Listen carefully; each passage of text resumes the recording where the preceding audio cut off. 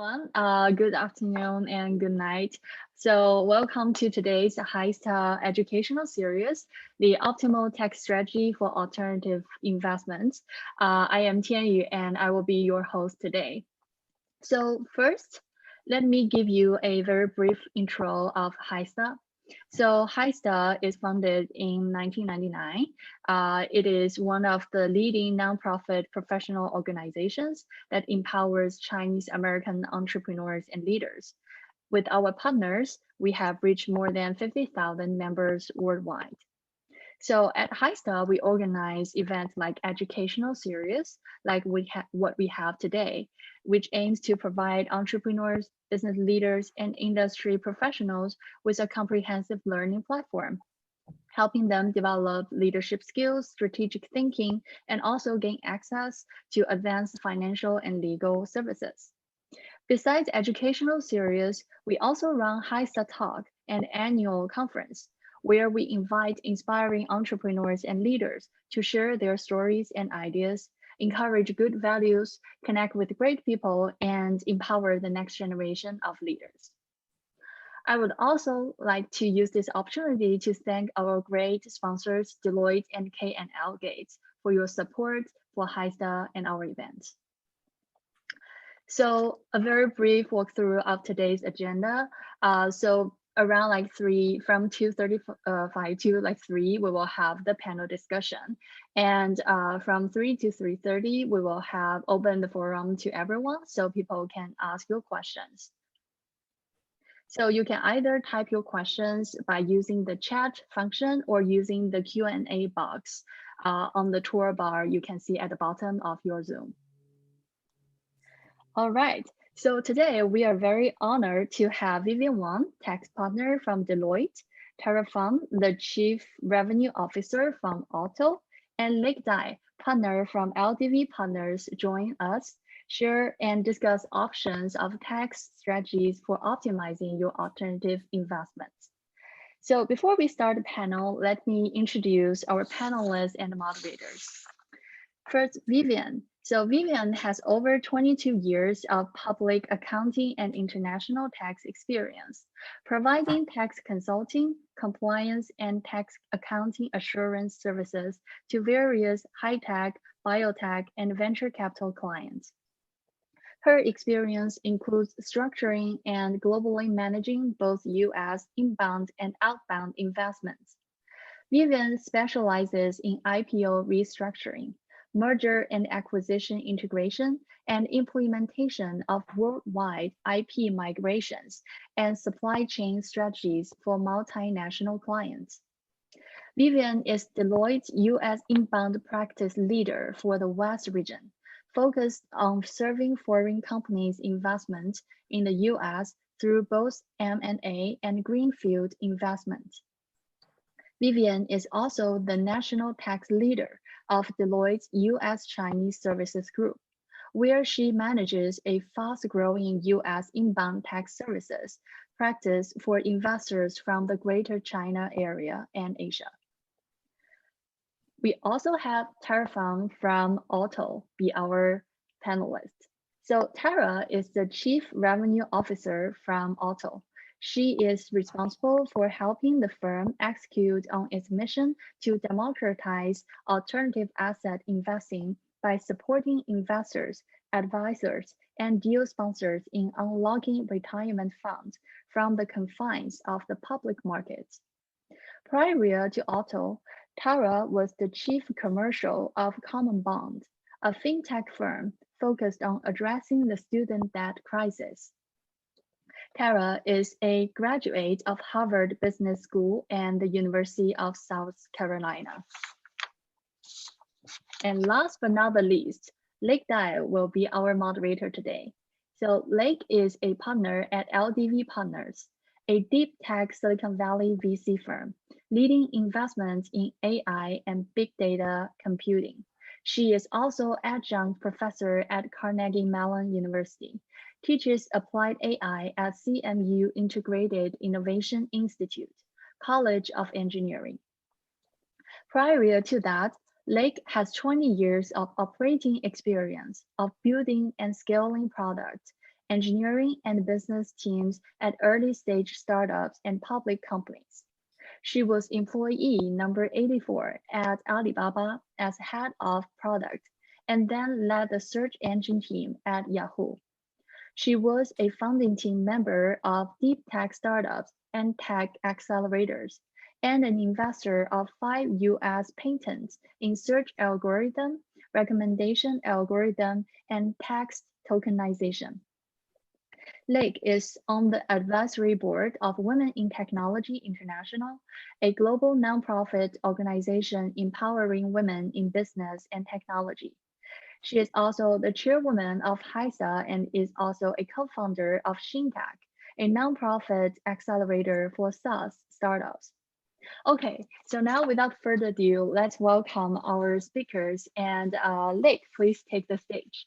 Yeah, thank you, everyone. Thank you, Tianyu, for the introduction. And this is the moment I realized I have a really long bio. So I'm hoping to read. I'm really excited to have Vivien and Tara here today. So how this panel started is that I had casual conversation with a large group of angel investors. And so everyone was asking me the same question, is how do you optimize my angel, how do I optimize the angel investment tax strategy, right? Because we're making investment and we heard about TQS, BS, all different things.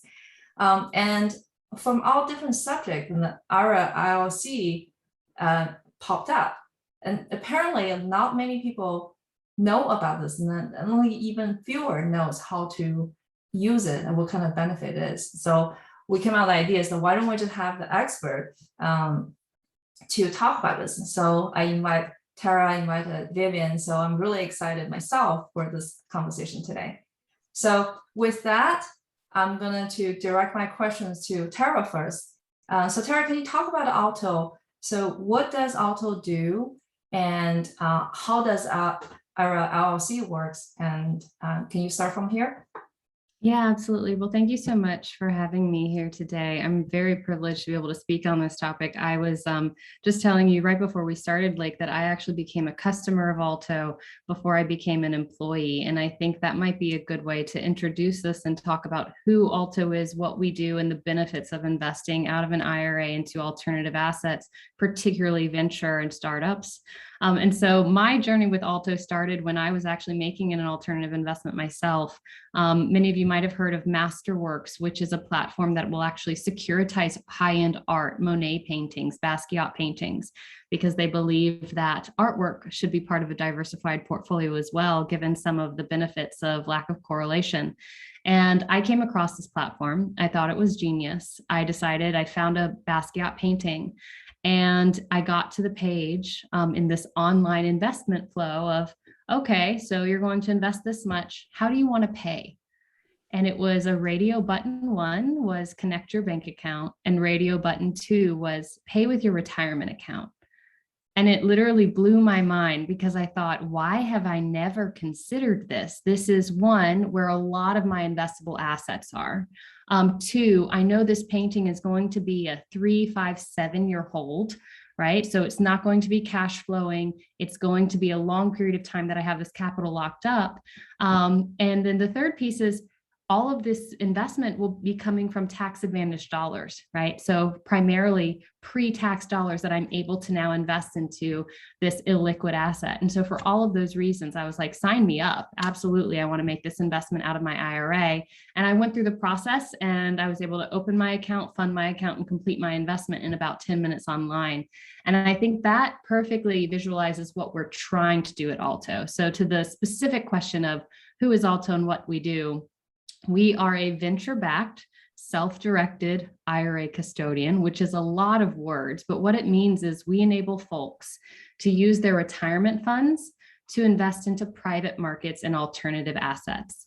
And the reason that's important is because most of the places where individuals have retirement accounts, Schwab, Fidelity, Vanguard, if you went there and you said, hey, I want to invest in a startup, or I want to invest in this private equity or an unlisted REIT, or crypto, they're going to say, well, you're not going to do that here. And so there's this whole cottage industry of self-directed IRA custodians, but most of them came about with ERISA, a law that passed in 1974. And they are older companies that haven't changed much since that time. And so what it means is that the process of creating an alternative IRA account, of getting funds into that account, and of completing alternative investments can be very labor intensive. It can involve a lot of paper. You might even have to fax something, if you can even find a printer or a fax these days. And you're gonna end up having a very large fee in order to do this, because paper and people aren't cheap. And so the fees for a lot of these legacy providers can be quite expensive. So if you're not writing a large check, it doesn't make sense. And this was the experience our founder had. He was an investment banker turned venture capitalist, and he was actually making an investment into a portfolio company the same day he got his IRA statement in the mail. And he said, why don't I use this money in this way? And he tried, and it was too hard and too expensive. And he said, I know that technology can make this faster, simpler, and more cost effective. And so our whole goal is to unlock retirement accounts for individual investors such that they can make alternative investments using this very tax advantaged funding. And that tax advantages is literally the reason why you would do this. In addition to there being funds in these retirement accounts, and so there's a liquidity aspect. It really comes down to tax advantages if you already have the ability to make this investment, say, out of your bank account. So if you have the ability to fund it in multiple ways, why would you choose an IRA?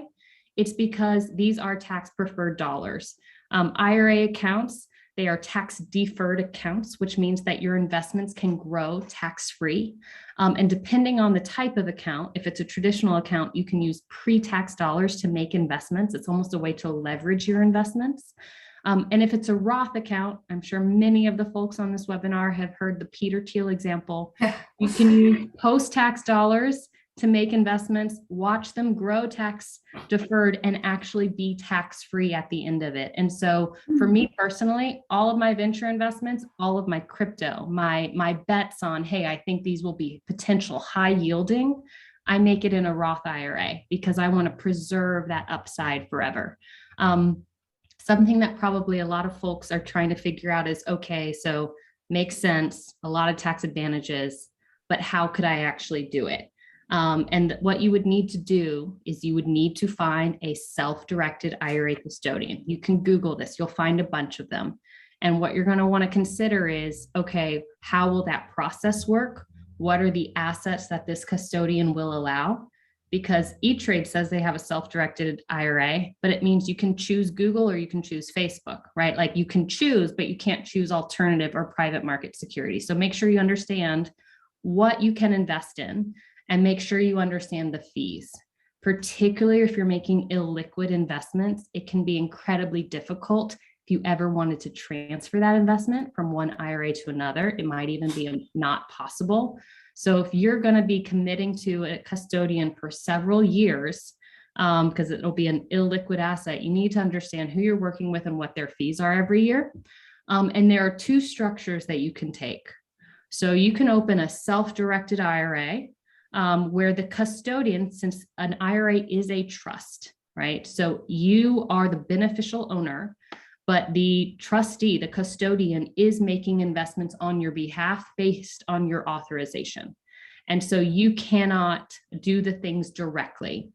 If you're making venture investments, your standard alternative self-directed IRA will work because you make a one-time investment, right? Like if you're investing into a deal on AngelList, as you were saying, right, you can go and say, okay, make this one-time investment of $10,000 for me into this startup.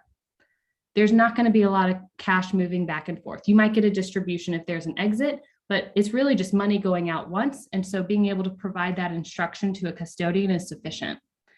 If you're using a self-directed IRA to invest into real estate, where you want to go buy a house, and so there's going to be a lot of contracts to sign, You're going to need to be paying for a utility guy and maybe a property manager. You're going to get rental income coming back. And so there's a lot of money going in and out, and there's going to be instructions you would otherwise have to pass on to your custodian every single time you need money going in or out, because your IRA is different from you. So your IRA must take actions on its own based on your authorization, but you can't do it yourself.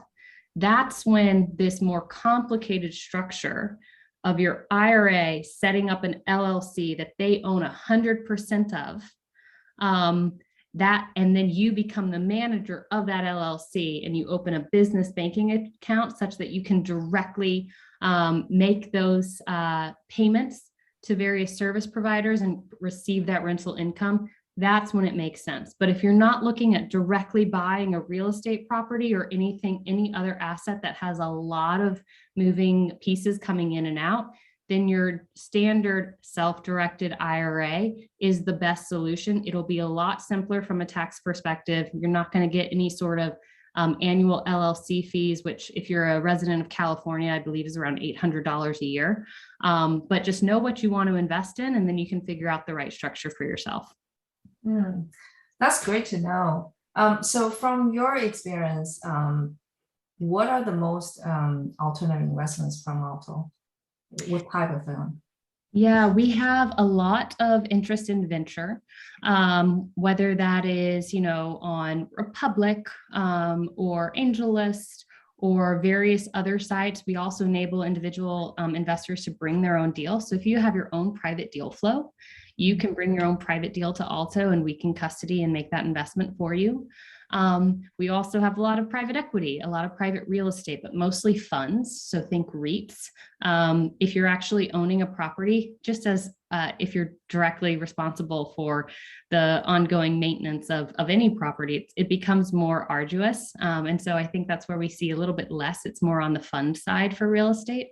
And then cryptocurrency has become a larger driver of our business. So we have what we call a crypto IRA, which is a separate account. It's for tax reasons that we set it up that way as a precautionary measure should the IRS ever change how they treat crypto within a retirement account. We have it as a purely separate account so that no other assets would be tainted. And you can directly buy and sell upwards of 80 cryptocurrencies and tokens, all within Alto through our direct integration with Coinbase on the back end as our exchange partner and digital asset custodian. Securitized art and collectibles is another area where we're seeing more interest, but really Alto we try to be like the electricity, right? We're trying to help you get whatever you want accomplished done. And we simply provide access to these various alternative investments, but we look to the investor to say, hey, what are you interested in? Where do you want to invest? And how can we help you? That's great. I think this is actually perfect time to bring Vivien, because a few times Tara have been touched on the tax strategy. So Vivien, from your experience, you've been in Deloitte for decades, right? Yes. So you've seen all the tax strategy change over time, and particularly right now with Biden administration, there are so many different changes now. So can you talk a little bit about the alternative investments tax strategies? So how do we, as an investor, optimize our own plan? Yeah. So thank you, Lake, and certainly, I've been participating in a variety of HISTA activities over the years. And, for a lot of time, I talk about tax strategy really as a corporate behavior. So one of the things that we have seen is really our community, especially the Chinese community, the ultra high net worth, crowd is much, much bigger these days, especially in Silicon Valley. So certainly Deloitte is very much focusing on serving this part of the business. So we actually have a very dedicated, we call Deloitte Private Services.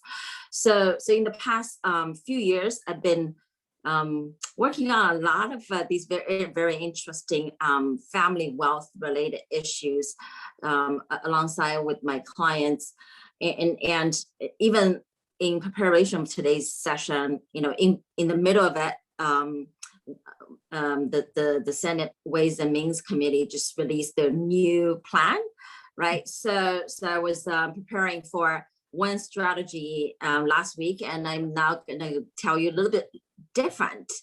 I would say, many of you probably during the campaign trail, or in the past few years, listened to the Biden tax proposal. One of the biggest headline is $1 million tax. So I think, with September 13, new report come out, I would say it's actually good news for millionaires and billionaires. That particular item is currently is off the table in the Means and Ways and Means Committee report. So instead, we're looking at a 25% instead of 20% tax rate. If you look back, even in Clinton administration, capital gains rate was 28%. So it's not that bad, I would say.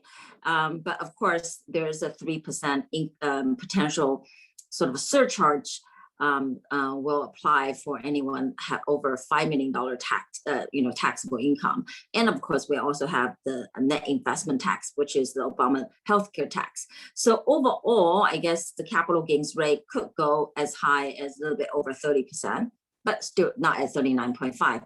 So these will change people behavior for sure.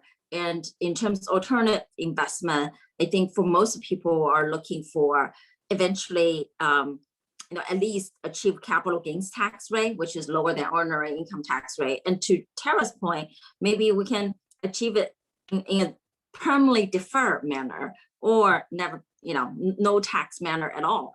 So these are, from a tax strategy perspective, we always pursue, because to the extent you don't need these money to run your day-to-day life, we want to be able to put into a vehicle can roll over, right? And grow the ball bigger and bigger. And that's where the IRA LLC or this whole strategy here makes perfect sense. Now, the difference between Roth IRA and the traditional, I think Tara already touched upon.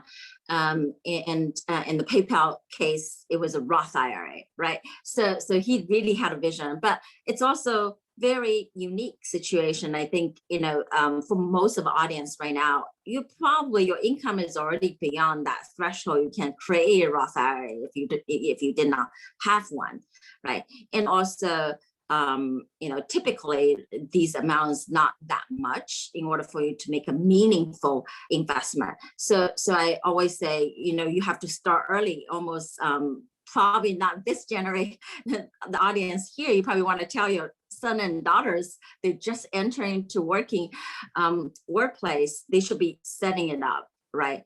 But for those lucky enough had those sort of a retirement fund, and they can take it out of your employer or current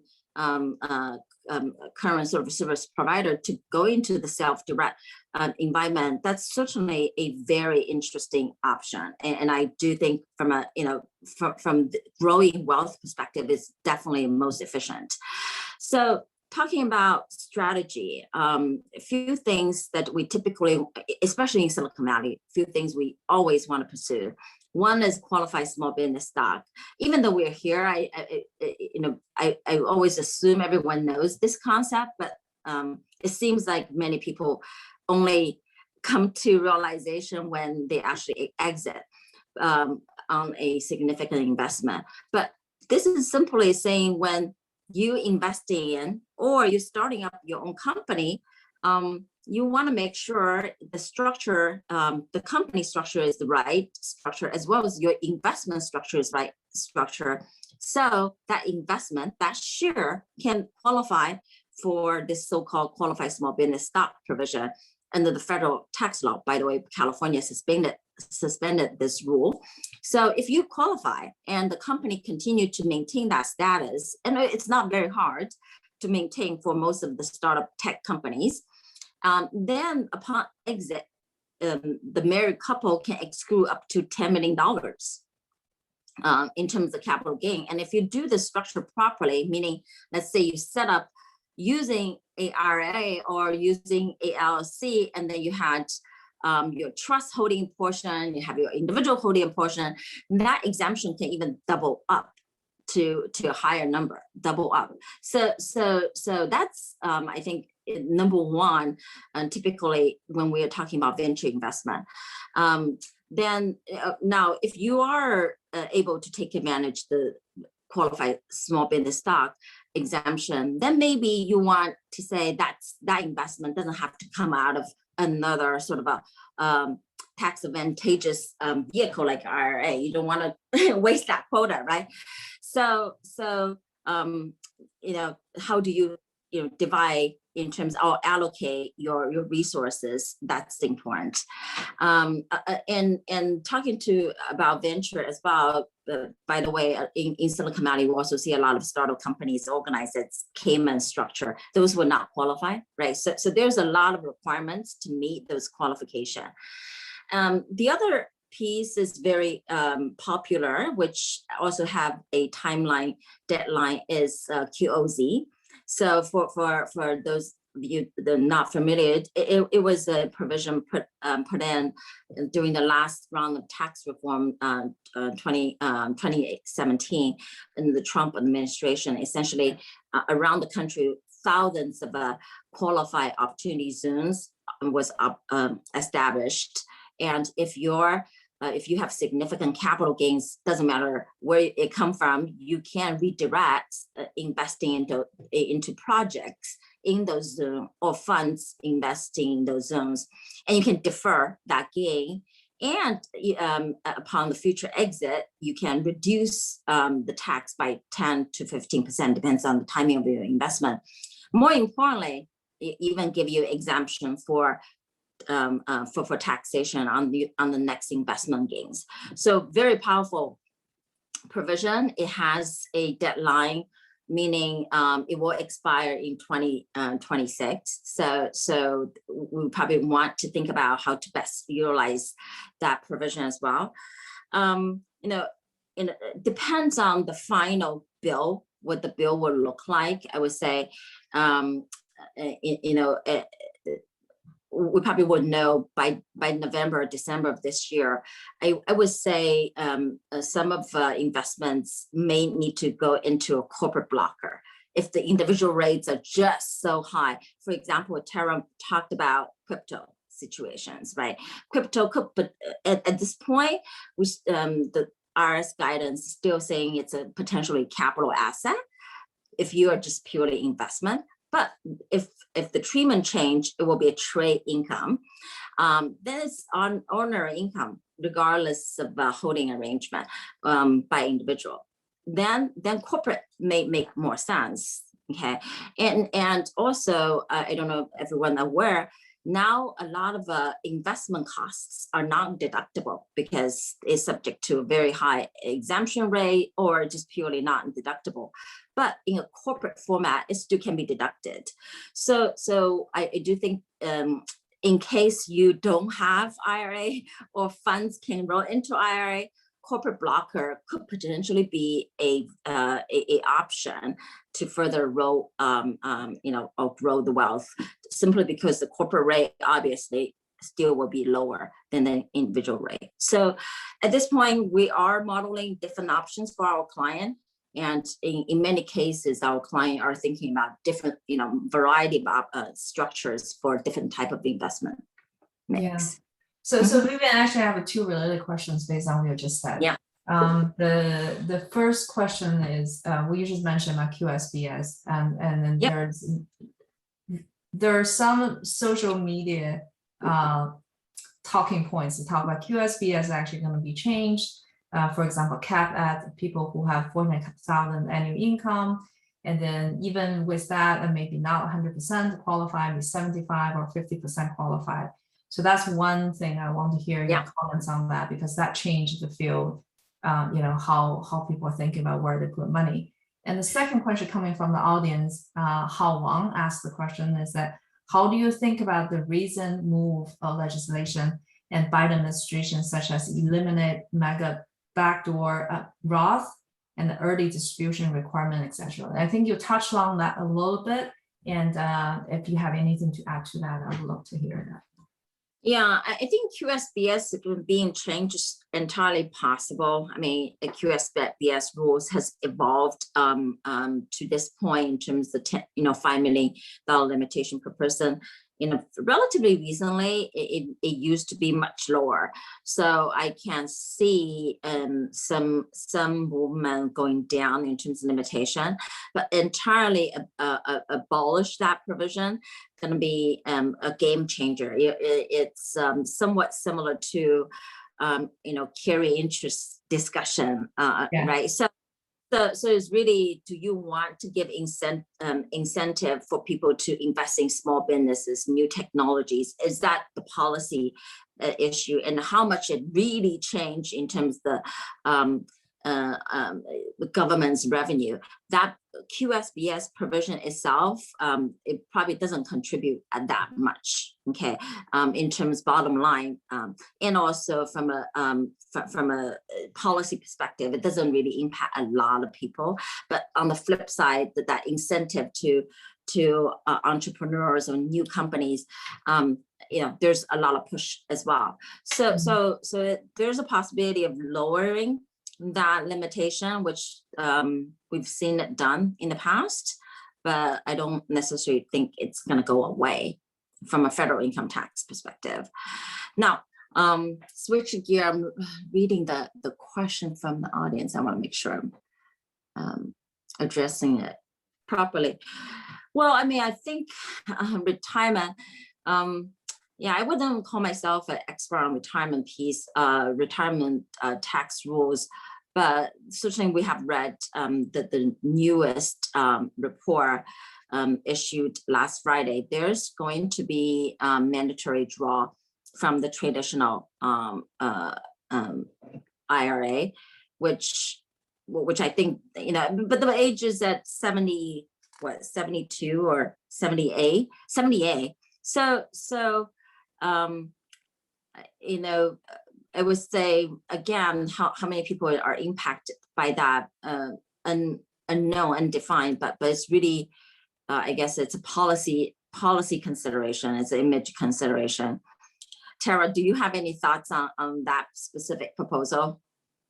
We are keeping very close tabs on the proposed legislation. It's just in markup now, so it's still early days, and it's quite a large bill, and it's supposed to be whittled down significantly, which means that a lot of the proposals, a lot of the pay-fors will be cut as a result.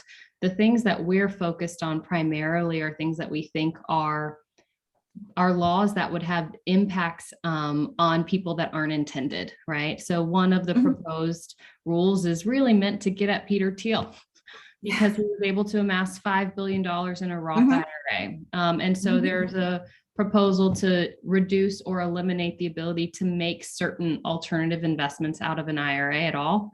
We think that's a bad rule, because there are a lot of people for whom this is clearly, they're not Peter Thiel. This is clearly part of a diversified investment strategy, something that they're Main Street investors. And so we've actually created a trade association, grouping together a lot of businesses in this industry to be able to educate legislators and their staffers in House Ways and Means and Senate Finance on what the impacts would be, which we don't feel are understood. So we're optimistic that we'll be successful in educating, but you can never predict what's going to happen on the Hill. So we're keeping very close tabs on it. Yeah. I mean, one thing is you putting the assets in Roth IRA, it is somewhat locked up until 59. Right. So it is something to consider, and typically investment professionals not going to advise you to invest in things that are super risky as well. So I think for Peter to make that decision, of course, it's a big winner at the end of it, but it's, to Tara's point, it's not everyone is in that situation. Yeah, absolutely. So we have a number of questions coming in the chat. So let's go over them. And then the first question I actually directed to Tara about the security, right? So it's from Hao Wang said, how was the user of AltoIRA, and then he was very happy with it until recently the data breach happened, and the service was disrupted for a few weeks. So I did notice that Angelus just announced that reinvited Alto back to the platform. Can you just talk about this whole incident and we have to learn from it? And then does that the new process and new policies and give the users the sense of the security come back to Alto? Yeah, I just want to first acknowledge that this was clearly something that was incredibly unsettling for our customers. I have 3 accounts personally with Alto. I have a traditional Alto IRA, a Roth Alto IRA, and a Roth crypto IRA. The details here I actually think are much more settling. So I'm happy to go into a bit more detail. What happened was a phishing attempt where the marketing website was able to be gained access to by hackers, but none of the client data or client assets are at all accessible from our marketing website. And so what was compromised for a subset of investors was their username and password. Just the phishing attempt, the hackers were able to understand what someone's username and password was if you tried to log in during that 2-day period. But no other client data, no financial information, no access to anything related to you, like personally identifiable information, and no client assets were compromised. So our segregated systems and security protocols in that sense did their job. And why that gives me as a customer of Alto more confidence is hackers, we live in a new world where this is the reality. There are increasing hacking attempts on every company, particularly in financial services.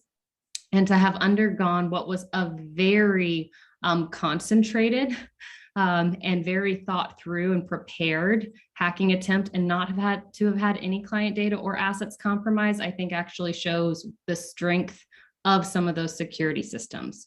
Now, there was a weakness because that's why the phishing attempt was able to be successful. And so some of the changes that we've instituted coming out of that is, one, we've instituted a DNS monitoring system. That's a technical way of saying a domain name monitoring system that ensures that if anyone's trying to take care over our marketing website, we will have ample reports and forewarning. We've changed our registrar to a much more secure registrar from where it was before. We've also instituted a multi-signatory process that any changes in the domain have to go through multiple parties internally. And then we've hired a director of information security. So no longer is this part of our engineering and IT team's responsibility. There's a dedicated team focused on information security, and we're pursuing SOC 2 Type 2 certification and in the preparatory stages for that right now. So we're taking it very seriously. We know that trust and confidence in a custodian is paramount. And we're also very happy to have been able to come through this experience validating that no client assets or client data were compromised. Okay. I actually want to see if Tian can give Hao Wang the ability to speak. So I just want to make sure, because I know Hao's questions actually represent a number of, it's not just represent himself. So there's a group of people actually asking me the question before I have a panel, right? I understand that in nowadays cyber attack is very common. So I just want to make sure that Hao has the opportunity to ask one more question. Go ahead, Hao. Yeah, I allowed him to talk. How can you speak? Okay. Yeah, talking permitted, but he's muted. Oh, okay. Someone's in the meeting right now. Okay, so let's mute Hao for now, and then we can move on to the next questions. I think I have a number of questions here in the Q&A. And Hao, if you want to type, if you have follow-up questions, you can just type in the chat. We'll get to it. Okay. We have, I'm going to go from the bottom one. So can Alto also facilitate checkbook IRA? Yes, so a checkbook IRA is another way of saying a checkbook LLC or an IRA LLC. That's where your IRA creates and owns 100% of a single member LLC, and you become the manager of that LLC such that you can open a business checking account on behalf of that LLC and make investments on behalf of your IRA, which is a separate entity from you as the beneficial owner. So that's like the process. We do currently offer this product. I will say that our focus, there are a lot of companies that offer this product. Our focus is where can we use technology to streamline the investing process? And we think that we can actually do that a lot more and have a larger impact by integrating directly with investment platforms and partners. So Masterworks, Republic, Bitwise, Grayscale. And so that's where we're focused, is not requiring this much more complicated structure of an IRA and then an LLC and then a business banking account and a manager, where the LLC, you're probably going to have some taxes just for having an LLC. We can do it. We're one of many options there. I think we're fine at it, but frankly, I think our solution is best in class when it comes to, if you're making a venture investment, you don't need this structure. It's way too complicated. If you're making a private equity investment, you don't need the structure. If you are buying a house out of your IRA, that's when you need the structure. And that's the only time I would recommend it as a structure. That's great. So there is now questions that latest Congress tax reform proposal disallowed the hedge fund investment ? Can you talk about it? Is that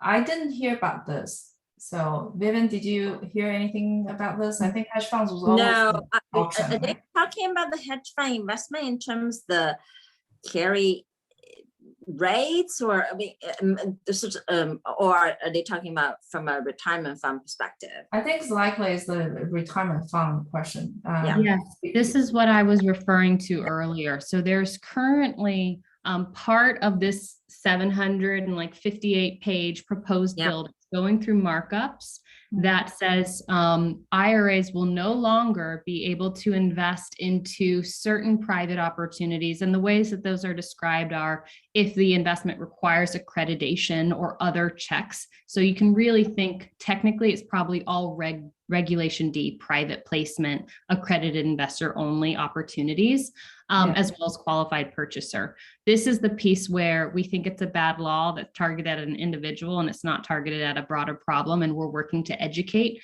But as of now, it is included in there. Very early days. I think a lot in that bill is going to change before we get a final draft that gets to the floor. Got it. Okay. So now I think we already went to, oh my God, time flies. Already 45 minutes into it. So we have another 15 minutes left. So if you have any questions, you can type in the Q&A or raise your hand. We also going to record the whole session. So if you missed any answers, you can go to Heisa channel. We have a YouTube channel. You can go back there to check the answers. Okay. So I do want to go back a little bit to Tara and also Vivian as well, is that what are the most successful stories you have seen that your clients that have been using IRA structure to make good investment and have the benefit of tax benefit, and what are the worst example you have seen so far, and don't do it? I can give a worst example and a best, and then I'd love to hear what you've seen, Vivian. So the power of an IRA as a funding source is that it's a tax deferred account. It's basically like saying there are going to be no taxes while funds are coming in and out of this account, while investments are coming in, until you take a distribution in retirement. So it's like prison, right? Like nothing's going in, nothing's going out, which is great when you're talking about gains. It's bad when you're talking about losses. If you want to invest in something where accelerated depreciation or write-offs are part of the benefit, or tax credit, so think certain real estate investments that allow you to pass, that are LLCs that allow you to pass through losses, you lose that if you invest out of an IRA, because you're not getting taxed on the gains while the money's in there. You're also not getting taxed on the losses. You can't pass it through. Opportunity zone funds, those often offer tax credits. You lose that if you invest out of an IRA because it is that tax deferred account. So its power is on the gain side, can be its weakness on the losses or tax credit side. So you just need to understand if that is one of the benefits you think you're getting out of making an investment out of it into a certain vehicle. If it's losses, accelerated depreciation, tax credits, don't make it out of an IRA, or just know what you're getting into. The best investments are often those high potential yield investments that are made in primarily a Roth IRA, which even if you can't contribute, you can convert a traditional retirement account to a Roth account. It's a taxable event. So be prepared for that, but taxes are the lowest they've been in a really long time. So it might be a good time to consider. And venture out of a Roth IRA and crypto out of a Roth IRA have proven to be really strong investments for our investor base. One of my colleagues, she's earlier on in her career. She only had about $10,000 in her Roth IRA. She made use that. I wouldn't have advised this. I prefer to keep around 2 to 5% allocated to crypto personally. But she was like, I'm going to put everything into Bitcoin and ETH. This was last fall. You can imagine she has done very well. It's super volatile. You need to know what you're doing. I would, again, nothing I say is ever legal or tax advice or personal financial advice. But if you believe in an asset and you think that there's a lot of upside, investing in it through a Roth will preserve that upside forever. And that's when it's a really smart strategy. Yeah, well, thank you. Very interesting stories. Vivian. Yeah, I think Tara already touched upon quite a lot, especially specific on the retirement fund piece. I just want to mention one scenario and somewhat related to QSBS status. So we certainly have seen clients investing in portfolio companies, which obviously qualify as QSBS through a certain LLC structure, and later on start transferring LLC interest, whether or not to the trust or to another account or to another person, and that LLC suddenly go from we call it disregarded, to Tara's point, no tax, tax nothing entity, suddenly become a partnership. So that automatically disqualify the QSBS status for everybody. So it's a very tricky provision. So the point here is QSBS needs to be carefully structured when you invest and maintained during your holding period. Try not to change the holding structure. So if you want to invest through a variety of channel, for example, your trust, your personal name or your kid's name, whatever it is, do it from beginning. Don't move around. So it's somewhat related to this retirement fund discussion, but I see the QSBS being screwed up because moving around the holding arrangement. Yeah. Well, sounds like a lot to take, right? So imagine, both of you are very experienced and you're expert in the field. Imagine that, just even for many of the experienced angel investors, there's just so much information out there, right? And it's constantly changing. Tax policies and then, benefit here and there. So as what kind of advice are we going to give individuals who have some money to invest, but have full-time job and family to take care of? Like, how would they catch up? Well, how would you recommend them to get the information advice from I think a lot of things is not super for DIY strategies, because it just doesn't make sense for everybody to read that 700 pages. I've been doing it for the last few days, ever since it's released, because that's part of my job. So I do think, especially for our audience today, finding that right team, tax accountant, financial advisor, very early on, and have routine meetings. I was talking to another friend and say, hey, this year I cannot get hold of my accountant. I only get his assistant. The next meeting is always 2 months later. But the point is, just set up on the routine basis so you get an update.